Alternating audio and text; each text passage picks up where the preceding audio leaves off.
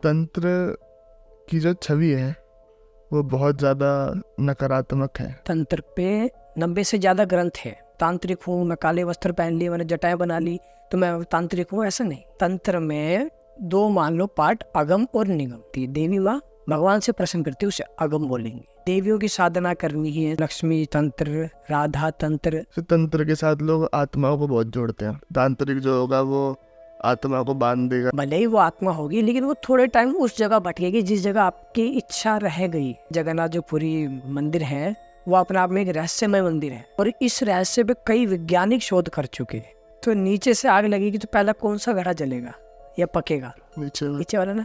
वहाँ पे सबसे ऊपर वाले जो चावल होते हैं वो पक जाते। उनको एक स्वप्न में आता है कि जगन्नाथ जी बुला रहे हैं। उसकी माता जी का जो ऑपरेशन था उसके पैसे किसी अनजान व्यक्ति ने भरे।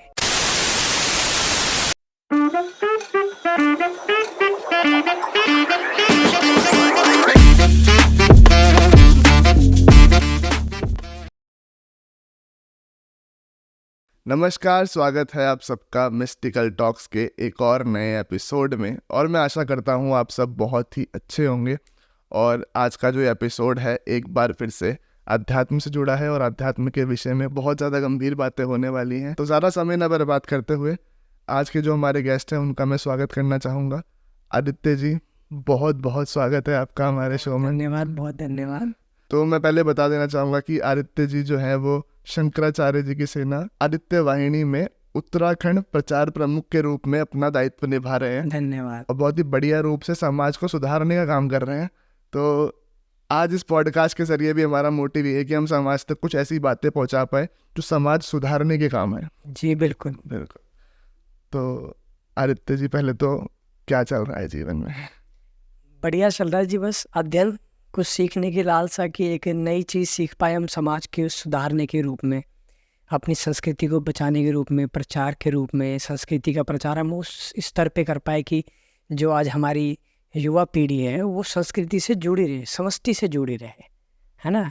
जिस प्रकार से आज आप देख ही सकते कि मैकाले के CCC ने इतना दूषित कर दिया हमारी संस्कृति को, हमारे बच्चों को, हमारी सनातन यूथ को कि भटका दिया है। वो क्लब के अलावा तो कहीं जाना पसंद ही नहीं करती। भौतिकवादिता सिर्फ पशुओं की योनि रह गई है। अब मनुष्य योनि तो भूल गए हो, पशुओं की तरह जी रहे हैं जीवन, खाना पीना सोना, इसके अलावा उनके जीवन में है नहीं कुछ।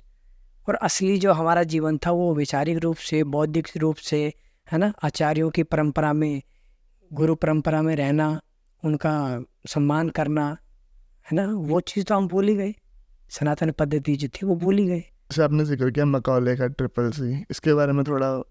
हाँ, बिल्कुल बिल्कुल। जब आप देखिए अंग्रेजों का जब शासन आया था, 600 साल से ज़्यादा अधिक तो हमारा मुगलों ने हमारा देश में धरातल रूप में खराब किया। हमारे मठ मंदिर, है ना, इन धार्मिक क्षेत्रों को अपना क्षेत्र बनाया, तोड़ मरोड़ के, जैसा उनका साम दाम दंड भेद लगाया उन्होंने अपने दिमाग से और नुकसान करा, हमारी संस्कृति खराब करी। फिर उसके बाद 200 साल बाद अंग्रेज आए, उन्होंने 200 साल राज करा। तो उन्होंने 200 साल हमारी मठ मंदिर को कुछ नहीं छेड़ा। उन्होंने बौद्धिक स्तर से, वैचारिक स्तर से, शैक्षिक स्तर से हमारे को नुकसान पहुंचाया। आप आज देखो कि जो मैकाले ने CCC लागू करा था, क्लास, क्लब, कोर्ट। क्लास का मतलब आपको क्लास में डाला, विभाजित किया, आपकी क्लास, मेरी class, first class, second class, class में डाल दिया। आज भी लोग क्लास में बटे हुए हैं, उच्च नीच तो छोड़िए, क्लास पे बटे हुए हैं। और जो क्लब था, मनोरंजन के नाम पे उन्होंने क्लब बना दिए। आप जाके देखिए कि आप आज की युवा पीढ़ी आपके साथ मंदिर कम जाएंगी लेकिन क्लब में ज़्यादा उत्सुकता रहेगी। वो मनोरंजन के साधन बना दिए। फिर कोर्ट, तो कोर्ट में इन्होंने क्या करा, जो हमारी न्यायिक व्यवस्था थी उनको इन्होंने अपनी व्यवस्था बना दी। हमारी न्यायिक व्यवस्था कोर्ट नहीं थी लेकिन इन्होंने कोर्ट बना दिया। तो आज हमारी न्यायिक व्यवस्था कितनी बिगड़ी हुई है, कितने केसेस पेंडिंग है ना। हमारी न्यायिक व्यवस्था ये नहीं थी, हमारी न्यायिक व्यवस्था थी समुदायों की, ग्रुप की, आचार्यों की, गुरुओं की, उनकी श्रेणियों, उनकी शरणों में जाके हम ये करते थे, बड़ों की मानते थे। लेकिन अब है नहीं, अब तो हम कोर्ट जाते हैं, वहाँ लाइनों में लगना पसंद है हमें। तो ये मैं कह लें कि जो शिक्षा पद्धति थी इसने नुकसान पहुँचाया, और आज तक हम अंग्रेजों के गुलाम हैं इस CCC के कारण। अब आप ये देखिए, अंग्रेज हमारे अध्ययन कर रहे हैं, हमारे पुराणों पे, ग्रंथों पे, उपनिषदों पे अध्ययन कर रही है। अध्ययन कैसे, मैं आपको बताऊं कि 1913 में एक सर जॉन वुडॉफ थे, उन्होंने एक किताब बनाई थी जो हमारी महानिर्वाण पुराण है, तंत्र पे किताब है, उसको अनुवाद करा था, यानी कि उसे अनुवाद ट्रांसलेशन करा था। तो उस किताब को उन्होंने 1913 में ट्रांसलेट करा था, और उस दौरान वो अध्ययन कर रहे थे हमारी संस्कृति पे, और हम लोग क्या कर रहे थे, हम सो रहे थे, खा रहे थे, पी रहे थे, और आज भी वही कर रहे। उन्होंने अध्ययन करा, उन्होंने 22 से ज़्यादा पुस्तकों पे अध्ययन करा, वो अध्ययन करके ट्रांसलेट करा। आज हम अधिकतर संविधान में जितनी धाराएं उनके अनुरूप चल रही है, हम अधिकतर उनके ही गुलाम हैं अभी भी। ये एक गहरा विषय है, बहुत गहरा विषय है कि हम अपनी संस्कृति के लिए अवेयर नहीं हैं, और अगर आज नहीं हुए तो कब होंगे। अगर हम वैचारिक रूप से, बौद्धिक रूप से अपने आप को और उन्नत नहीं करेंगे तो फिर हम तो इस संस्कृति में रह के भी खराब है, फिर इस संस्कृति में रहना खराब है। फिर तो हम पशु पक्षी ये थे वही थे, बढ़िया है, वो भी बिना बुद्धिहीनता से जीते हैं वो भी, फिर हम भी जिएंगे, फिर बुद्धिहीनता से जियो। इस चीज़ में सुधार क्या हो सकता है आपके हिसाब से? जो हमारे बच्चे हैं ना, गुरु परंपरा से जुड़ते नहीं है, उनको स्वयंभू में जाना है, दिखावे में जाना है। स्वयंभू मतलब कि मैं चल रहा हूँ और मैं अपने आप को साधु संन्यासी महात्मा बन गया, अच्छा, मेरा कोई गुरु नहीं, मैंने सड़क चलते कह दिया जी मैं सन्यासी हो गया, मैं बाबा हो गया, ऐसा थोड़ा है। नहीं, मेरे एक गुरु होने चाहिए, मार्गदर्शक होने चाहिए, वही तो मेरे को बताएंगे। सरकारी महात्मा भी बनाए जाते हैं, आपको अगर पता हो, सरकारी महात्मा बन के बैठे लोग, है ना, तो वो क्या अध्ययन कराएंगे, कुछ नहीं अध्ययन कराते। गुरु परंपरा से जुड़ना बहुत जरूरी है, और गुरु परंपरा से ही जुड़ के रहना चाहिए, उसी में ही आपको उन्नति मिलेगी, सफलता प्राप्त होगी। अभी आपने तंत्र का जिक्र किया था थोड़ा सा बीच में, तंत्र की जो छवि है वो बहुत ज़्यादा नकारात्मक है। तंत्र क्या सच में एक नेगेटिव है, नकारात्मक चीज़ है? क्योंकि सुनने में तो ऐसा ही आता है। हमारे सनातन संस्कृति में, वैदिक संस्कृति में तंत्र पे 90 से ज़्यादा ग्रंथ है। अच्छा, उनको पढ़ सकते हैं, उन पे कार्य सिद्ध कर सकते हैं, है ना। लेकिन तंत्र ये नहीं कि हम कोई सड़क पे मांस, मदिरा, संभोग इसका यूज़ करके कहे कि मैं तंत्र में तांत्रिक हूँ, मैं काले वस्त्र पहन लिए, मैंने जटाएं बना ली तो मैं तांत्रिक हूँ, ऐसा नहीं। वो नित्य ही गलत है, वो कभी तांत्रिक बन नहीं सकता, वो साधक हो ही नहीं सकता, वो तो ढोंगी है, पाखंड है, आडंबर है ना। जो साधक होगा वो तो शुद्ध रूप से चलेगा।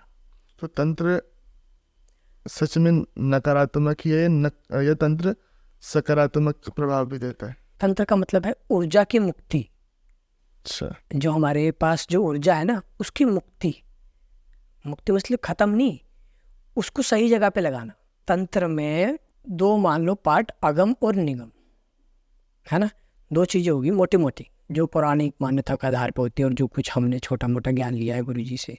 तो अगम और निगम, अगम में क्या होता है कि देवी माँ भगवान से बात करती है, प्रश्न करती है, देवी माँ भगवान से प्रश्न करती है, उसे अगम बोलेंगे। निगम जिसमें भगवान प्रश्न पूछते हैं, किससे? देवी से। अच्छा, अगम और निगम, तो ये तंत्र है। और लोगों ने तंत्र का नाम क्या दिया? मांस, मदिरा, संभोग। गलत है। तंत्र शुद्ध रूप में भी होती है, ऐसी कई है। जैसे देवियों की साधना करनी है, शाक्त में आ जाओ, वैष्णव में आ जाओ, लक्ष्मी तंत्र, राधा तंत्र वैष्णव में आती है, लोग करते हैं। तो इन सब से तंत्र होते हैं? हाँ, सब भगवान के? हाँ, सब करते हैं, बिल्कुल करते हैं, और शुद्ध रूप में करते हैं, गलत रूप में नहीं।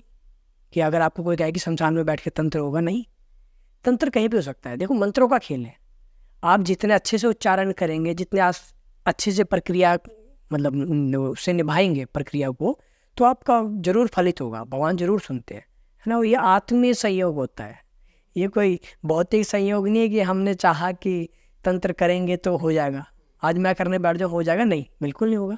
उसके लिए समय चाहिए होता है। साधक क्या होता है? साधक होता है शुद्ध। शुद्ध तो बहुत रेयर होते हैं, बाकी सब पाखंड है। शुद्ध होना चाहिए साधक को, तब जाके साधक फिर उन्नति को जाता है तंत्र के मार्ग में या किसी भी मार्ग में। तंत्र में मतलब और क्या क्या होता है? जैसे अगर हम उसको देखें सकारात्मक चीज़ में अगर देखें तो अच्छा क्या कर सकते हैं हम तंत्र के जरिए?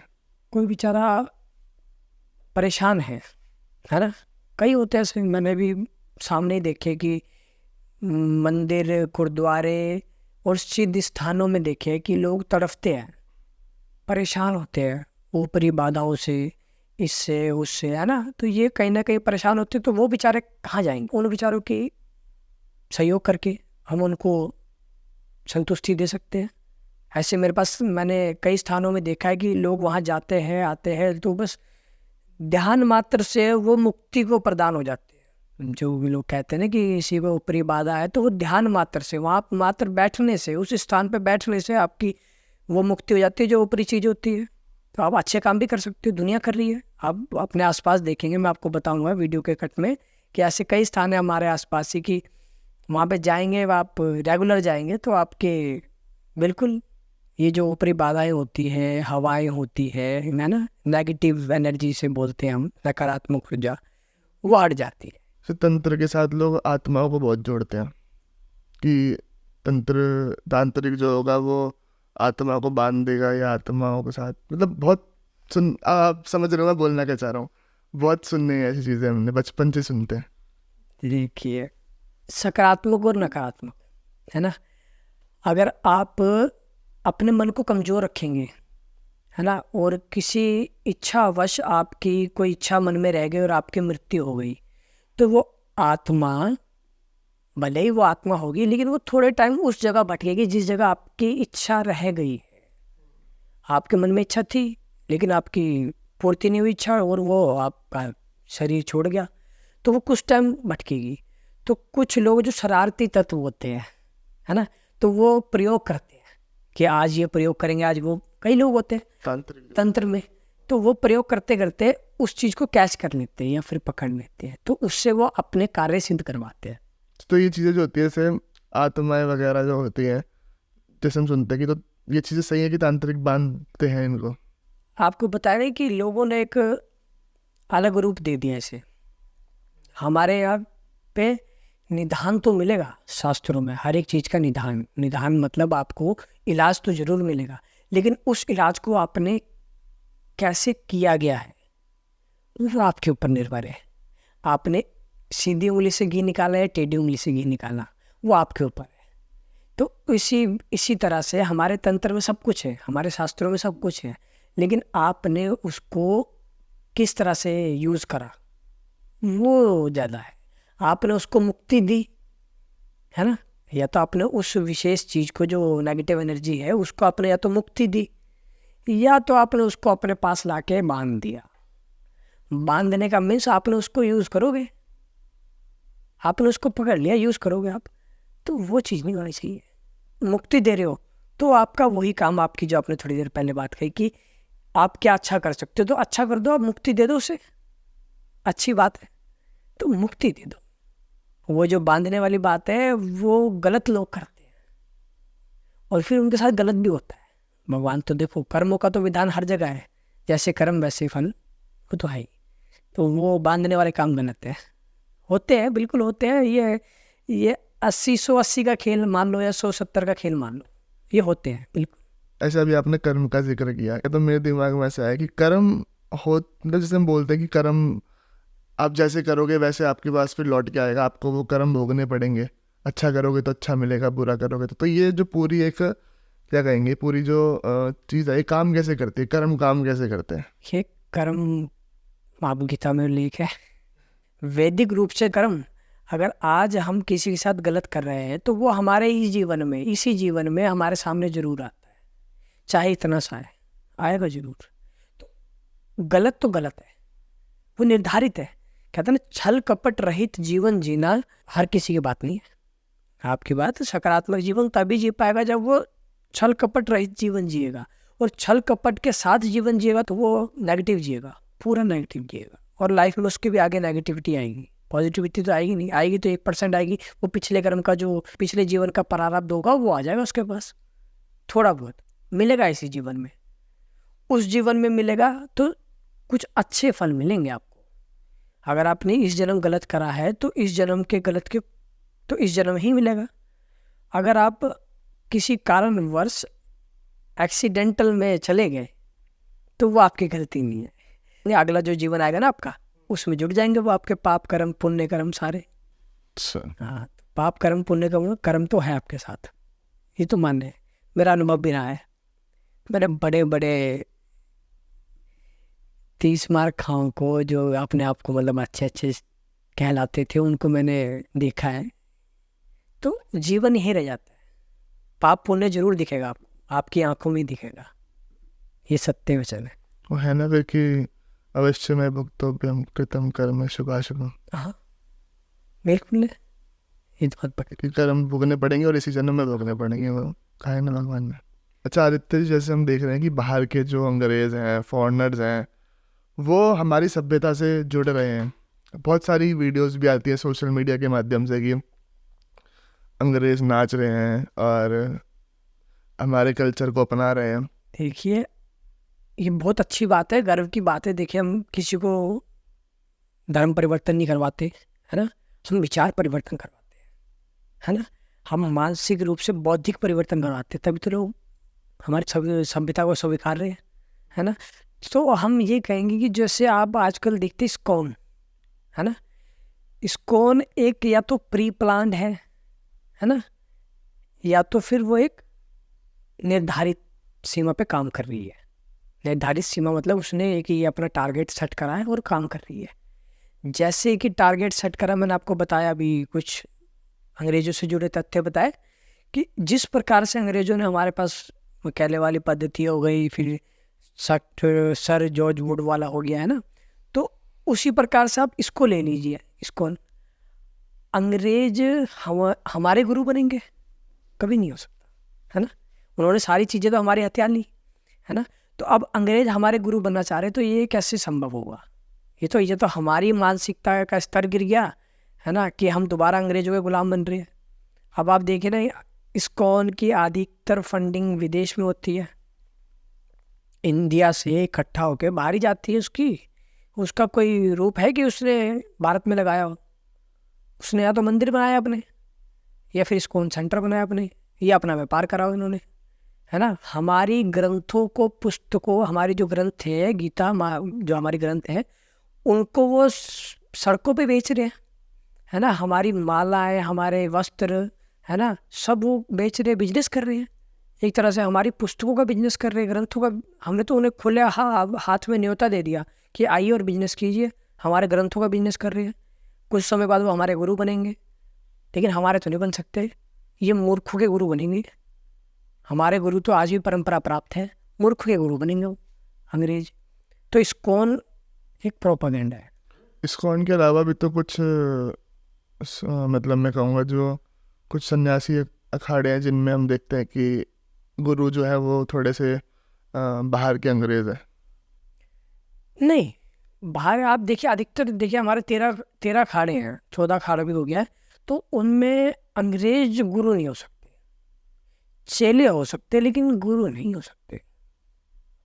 हाँ, इतना 13 अखाड़े हैं, 4 मठ है, हमारे पास 4 मठ है, 13 अखाड़े हैं, है ना।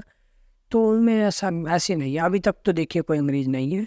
बस ये है कि जो स्वयंभू है, मैं आपकी बात को डिक्लेयर करता हूँ, हाँ, मैं याद है मुझे कि जो स्वयंभू गुरु है ना, जिनके खुद के आश्रम है, अपने हरिद्वार में भी, ऋषिकेश में भी आप देखते हैं, उन्होंने अंग्रेजों को चेला बना रखा है और वो धीरे धीरे उपाधि अंग्रेजों को दे रहे हैं। तो वो देखो, वो उनके अलग संप्रदाय के लोग हैं, हाँ, अखाड़े से हट के, अखाड़े से हट के, वो उनकी मानसिकता है कि वो, आप समझ गए होंगे, ऋषिकेश, है ना। वही की बात कर रहा था एक्चुअली। मैं बोल देता हूँ खुल के, मैं परमार्थ निकेतन की बात कर रहा हाँ, तो वो अखाड़े से नहीं है ना, वो तो स्वयंभू है।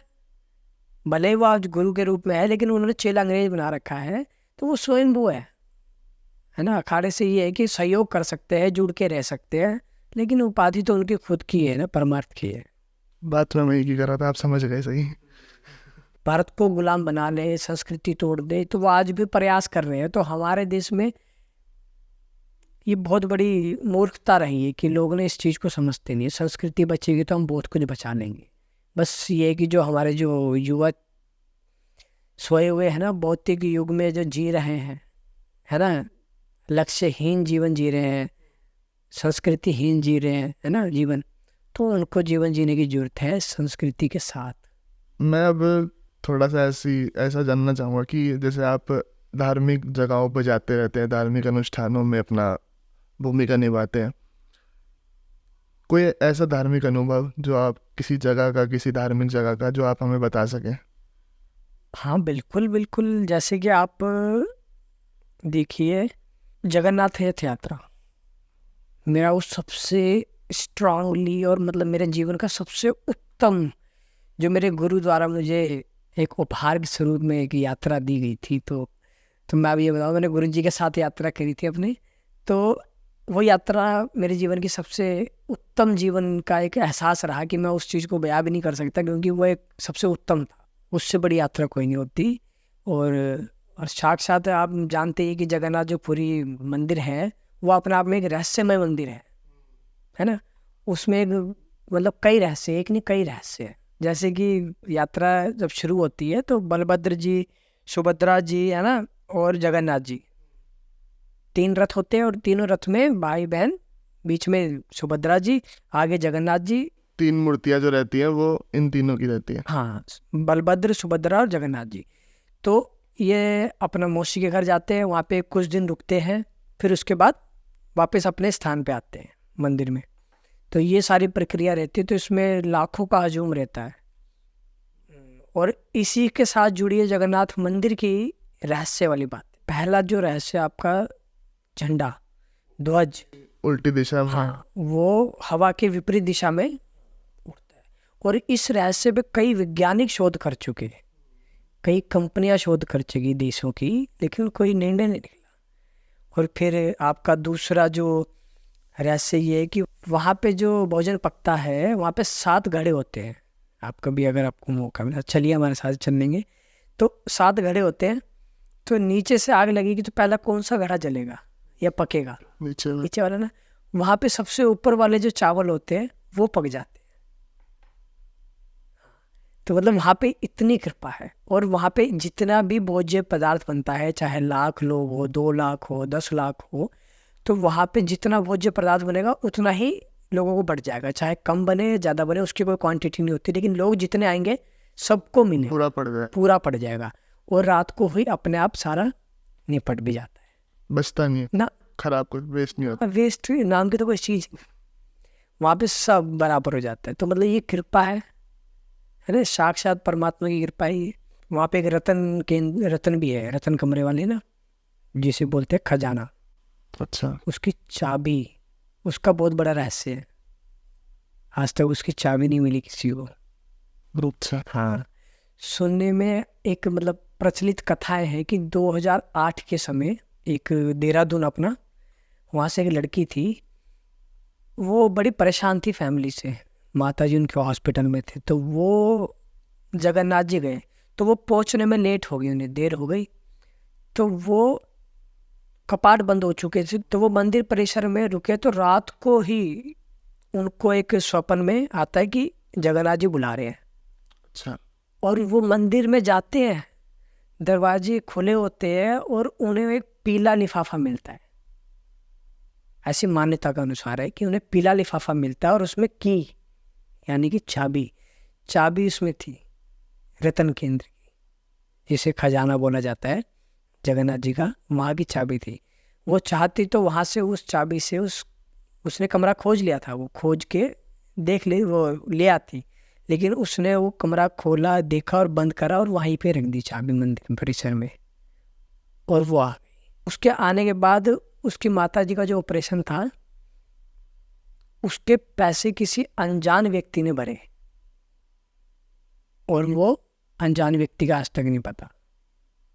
फिर वो दोबारा आई उस मंदिर में और वहाँ के पुजारियों को उन्होंने सब कुछ बताया, माता जी के साथ आई, और ये बात उन्होंने वहाँ के पुजारियों को बताई। जैसे कि अब 84 में इंदिरा गांधी जी है ना, उनको दर्शन नहीं करने दिए थे, उनको दर्शन पर रोक लगा दी थी। और उसी प्रकार से 2005 में थाई राजकुमारी, उनको सिर्फ बाहर से देखने की अनुमति मिली, मंदिर परिसर में अंदर आने की अनुमति नहीं, क्योंकि सिर्फ और सिर्फ हिंदू व्यक्ति, सनातन व्यक्तियों को ही अंदर प्रवेश की अनुमति है। वहाँ पे गैर धर्म कोई जा नहीं सकता हिंदू धर्म के अलावा। हाँ, ये हर जगह होना चाहिए था, लेकिन ये हर जगह नहीं होता। जब आप गए थे जगन्नाथ जी की रथ यात्रा में, तो कुछ ऐसा अनुभव रहा हो जो आपको जिंदगी भर याद रहे? हाँ, अनुभव तो बहुत अच्छा रहा, कि मतलब वो अनुभव, जैसे कि आप सब चीज़ों को ना करने के बाद, सब अनुभवों को जीने के बाद एक माहौल में आप रहते रहे कि आपको एक संतुष्टि वाला माहौल आता है, तो जिसे हम बोलते हैं परम सुख, है ना। संतुष्टि मतलब परम सुख, शांत हो गया जीवन, है ना, विचार शांत हो गए। तो एक वो स्थान मुझे ऐसा लगा कि जहाँ पे मुझे लगा कि वाकई में जीवन का एक ये भी स्तर होता है कि यहाँ पे आप पर सब कुछ शून्य हो जाना, और एक परमात्मा के प्रति आपकी लगन, आपकी जो व्यवहार समर्पित हो जाना, समर्पण के साथ, तब आपको लगता है कि जो है वो परमात्मा है और मैं हूँ बस, और तीसरा कोई है ही नहीं। लॉकडाउन के दौरान की बात थी, जब मैं गया था रथ यात्रा में, तो गजराज जी के साथ वो झाड़ू लगाते, सोने की झाड़ू, यात्रा से पहले। फिर आचार्य जी, जो ऋग्वेदाचार्य जी हमारे गुरु जी, तो वो जब से रथ में जाते तो उनके साथ गिने चुने ही लोग जाते हैं। प्रथम जो होता है तो गिने चुने 8, 10, 11, तो उसमें कृपा से, भगवान कृपा से मुझे भी ऊपर जाने की एक अनुमति मिली, तो गुरु जी के चरणों के साथ हम भी ऊपर गए। तो एक वो अनुभव था। अच्छा, रथ के ऊपर जाने का आपको सौभाग्य मिला? हमने उस रथ को छू लिया, वही हमारे लिए बहुत था, वो हमारे लिए था, क्योंकि वो साक्षात परमात्मा के रथ है, परमात्मा उसमें है ही साक्षात, है ना। उसका एक अनुभव था। ये जगन्नाथ जी को बैकुंठ धाम भी कहा जाता है। अच्छा। क्यों? क्योंकि जब जगन्नाथ जी आए तो फिर लोगों को मुक्तियाँ मिलने लगी, तो यम जी परेशान हो गए। यम जी ने कहा कि भगवान ये क्या हो रहा है, तो यम जी भगवान जी के पास आए, जगन्नाथ जी के पास आए। उन्होंने कहा भगवान आप ये क्या कर रहे हैं, अगर आप यहाँ बैकुंठ बना देंगे तो फिर मेरा। तो भगवान ने कहा कि हम आपके लिए यहाँ पे शिला रख देते हैं। शिला, जो भी यहाँ से दर्शन करके जाएगा उसके पुण्य शून्य हो जाएंगे, उसके पुण्य इस शिला पे पैर रखते हैं। जब मंदिर में हम आएंगे तो तीसरी शिला आपकी होगी, और जिस प्रकार से व्यक्ति यहाँ से जाएगा अपने पुण्य कमा के, तो उसके पुण्य जो शून्य हो जाएंगे यहाँ पे इस शिला पे पैर रखते ही। और ये शिला आपको बताऊं काले रंग की, एकदम काले रंग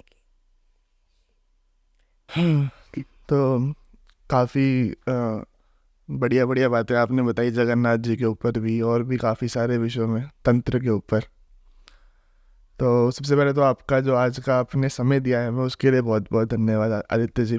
और मैं आशा करता हूँ लोगों को बहुत ज़्यादा मज़ा आया होगा इस एपिसोड में। तो ख़त्म करते हैं इस एपिसोड को। तो सबसे पहले तो आप लोगों का भी धन्यवाद, आप लोगों ने इस एपिसोड को एंड तक देखा। और अगर आप लोगों को ये एपिसोड पसंद आया है तो जुड़ जाइए चैनल के साथ। हमें ऐसी ही बहुत सारी पर्सनैलिटीज़ आती रहेंगी और हम उनसे अलग अलग नए नए विषयों पर चर्चा करते रहेंगे। मैं मिलूँगा आपसे अगले एपिसोड में, तब तक के लिए जय हिंद, वंदे मातरम।